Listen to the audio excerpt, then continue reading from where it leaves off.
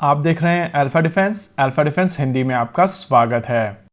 भारतीय वायुसेना एक एक्सरसाइज कर रही थी जिसका नाम था वायु शक्ति 2024। इस एक्सरसाइज के दौरान भारतीय वायुसेना की तरफ से कई मिसाइल सिस्टम और बॉम्ब्स को लाइव लॉन्च किया गया था। और क्योंकि इस एक्सरसाइज को लाइव टेलीकास्ट किया गया था, इस वजह से इसको लेकर बहुत सारे क्वेश्चंस निकल कर आ रहे हैं। इस वीडियो के दौरान हम लोग जिस क्वेश्चन के बारे में बात कर रहे हैं वो Akash surface to air missile system से रिलेटेड है। कुछ लोगों की तरफ से कहा जा रहा है कि Akash surface to air missile system live firing के दौरान अपने टारगेट को नहीं मार पाई है। देखिए, फायरिंग के वीडियो को एनालाइज करने से पहले आइए पहले समझ लेते हैं Akash surface to air missile system काम कैसे करती है।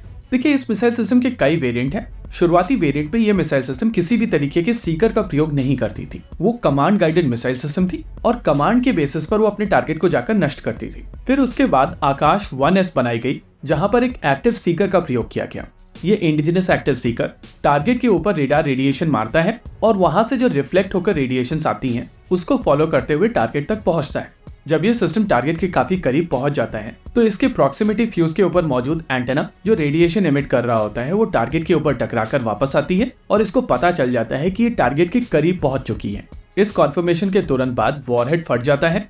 लेकिन surface to air missile system और air to air missile system में एक स्पेसिफिक तरीके का वॉरहेड यूज किया जाता है जिसको फ्रैगमेंटेशन वॉरहेड कहा जाता है। अभी आप अपनी स्क्रीन के ऊपर एक वॉरहेड को देख रहे हैं और प्रॉक्सिमिटी फ्यूज की तरफ से कमांड आने के बाद में जब ये वॉरहेड फटता है तो ये टुकड़े हवा में काफी दूर तक फैल जाते हैं, जिसके बाद ये फ्रैगमेंट्स अलग अलग टारगेट्स को लगते हैं और वो नीचे गिर जाते हैं। यानी कि इस मिसाइल के एक्सप्लोजन होने के लिए वहां पर टारगेट होना जरूरी है और एक्सप्लोजन का मतलब है कि वहां पर जितनी चीज होनी थी वो सारी की सारी हुई है। यानी कि पूरे सिस्टम के डिटेक्शन रेडार की तरफ से काम किया गया है, ट्रैकिंग रेडार की तरफ से काम किया गया है और फायर कंट्रोल रेडार की तरफ से भी अपना काम किया गया है। इसके बाद मिसाइल सिस्टम का सीकर और रेडियो प्रॉक्सिमिटी फ्यूज सारे के सारे काम किए हैं और इसी वजह से एक्सरसाइज के दौरान जब दोनों मिसाइल सिस्टम फायर की गई थी तो आपको देखने मिलेगा कि वहां पर दोनों मिसाइल सिस्टम की तरफ से अपना वॉरहेड डेटोनेट किया गया है।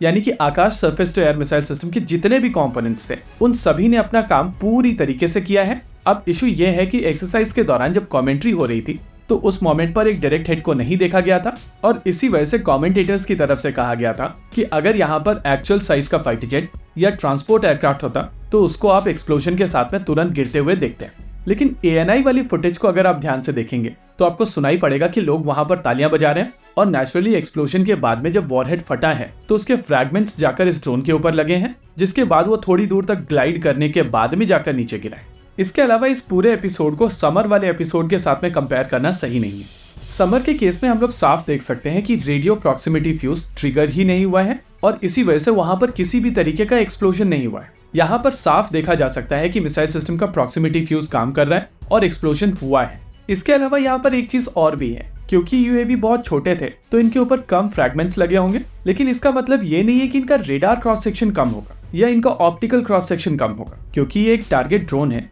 और इनका काम ही है फाइटर जेट को मिमिक करना। लेकिन फिजिकली इनका साइज फाइटर जेट जितना नहीं है और इसी वजह से इनको कंपैरेटिवली कम फ्रैगमेंट्स लगते हैं। यही कारण था कि ये ड्रोन्स कुछ देर तक ग्लाइड करने के बाद में जाकर गिरे।